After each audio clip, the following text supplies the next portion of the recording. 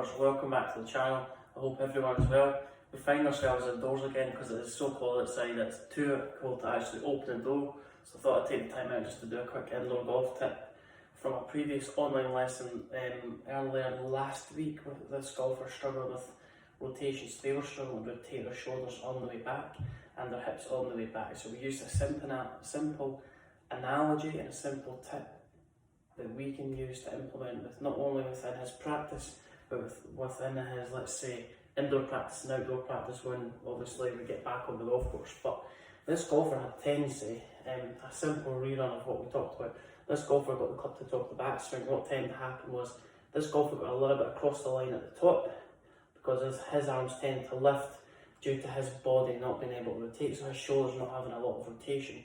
So what we said to him was, when you get the club to the top of the backswing, can you look over your right shoulder? And he said, yeah, that's an easy task to make. So what we got him to do is, when we get the club to the top of the backswing, he was able to look over his right shoulder, and I said to him, what do you notice? What difference do you notice compared to the initial movement? My shoulders are a little bit more rotated. This right shoulder's a little bit more behind my body. This left shoulder's kind of a little bit more over my right leg. It depends if you can produce that movement. So we said to him, what I want you to feel what you're doing is we're looking over our right shoulder.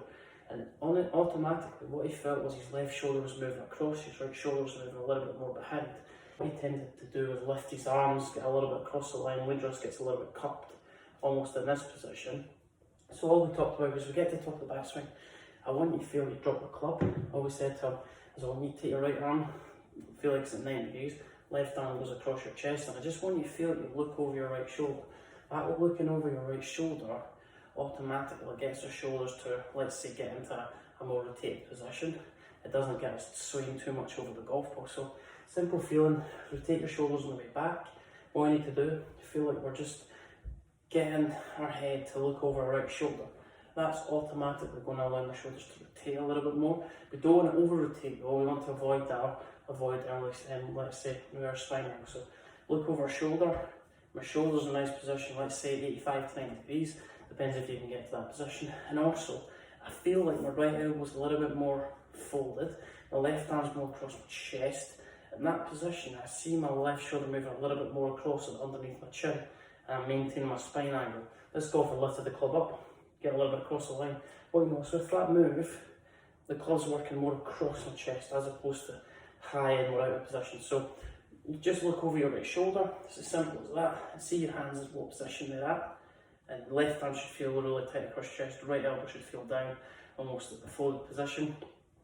So that's a simple tip that you can use within your practice to allow more rotation on the backswing, and how if we create a little bit more rotation on the backswing, if you can enable your body to do that, don't do it if it's hurting your body. So look over your shoulder, and then all we need to do from there is, it's like you're playing football, you're checking behind your right shoulder so there's nobody coming crashing into you if you play in midfield, and all we're going to do from there is try and transfer that into the impact conditions.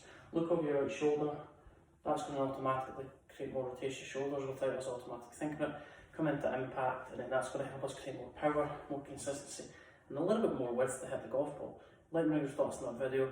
Post your comments below with any videos you want me to cover in the future, with any other topics that you're struggling with, and we'll see